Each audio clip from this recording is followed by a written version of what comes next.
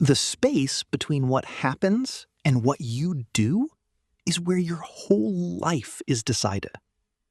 Not in the big moments you plan for, in the half second you never see coming. Somebody says the wrong thing, the message lands wrong, your chest goes tight, and your body's already moving before you've chosen anything at all.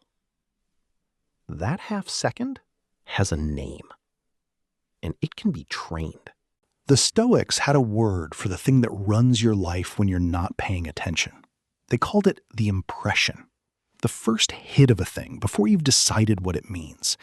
Anger, panic, the urge to fire back, none of those are decisions. They're reflexes wearing the mask of a decision. In the next few minutes, I'm going to give you one skill. Not a philosophy to admire from a distance, a move you can actually run in your body the next time someone lights the match. We'll build the gap in 3 steps. Name it, widen it, then choose. Stay with me to the end, because the 3rd step is the one almost nobody does, and it's the one that changes you. Step 1. The moment something hits you, name it for what it is. Out loud if you can, silently if you can't. This is an impression. This is the first hit, not the truth. Marcus Aurelius wrote a line to himself in his own private notebook that I want you to steal. You don't have to turn this into something. It doesn't have to upset you. He wasn't a man with an easy life. He was an emperor, writing at the end of exhausting days, reminding himself that the story in his head was optional. Here's what's actually happening under the hood. Something occurs. That's the stimulus. Then, faster than thought, your mind staples a meaning onto it. He disrespected me. I'm going to lose everything. I always mess this up. The pain you feel isn't coming from the event. It's coming from the meaning you stapled on in the dark. So the first move is just to catch the staple. Not fix it. Not argue with it. Just notice. A story is being written right now, and I didn't choose a single word of it. Step 2. Naming the impression buys you maybe a second. Now you stretch that second into something you can actually move inside of. And you don't do that with thinking. Thinking is exactly what's hijacked right now.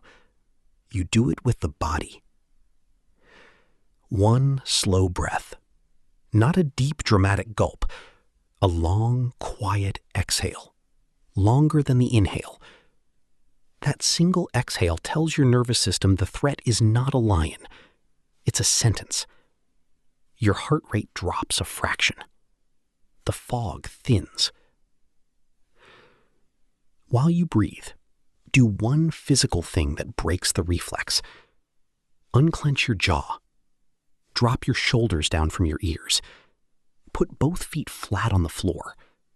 And feel the ground hold your weight. Epictetus taught his students that we don't control what happens, only what we do with it. And the body is where that control becomes real. You can't always think your way calm, but you can almost always breathe and stand your way into one more second of choice. That's the whole trick of step 2. You're not trying to feel peaceful. You're just trying to be slow. Slow is enough. Step 3. The one almost nobody does. Now that there's a gap, put something in it. Ask one question. Who do I want to be in this? Not how do I win? Not how do I make them feel what I feel? Just who do I want to be when I look back on this tonight? The person who sent that text, or the person who didn't need to? The man who matched their heat, or the man who stayed his own size? This is the moment the impression stops running you and you start running it. Most people skip it because the reflex is so fast and so sure of itself. But every time you put a chosen response into that gap, even a small one, even an imperfect one, you make the gap a little wider next time. you're not just handling one moment. You're training the kind of man who has gaps where other people have explosions. So that's the skill. Name the impression. This is the first hit, not the truth. Widen the gap with one slow breath and one foot on the ground. Then choose, on purpose, who do I want to be in this? The space between what happens and what you do isn't empty. It's where you live. It's the only place you were ever actually free. If this gave you one more second of choice today, subscribe and stay. We build this kind of steadiness one quiet skill at a time. And tell me in the comments, where in your life do you most need that gap to be a little wider? I read everyone,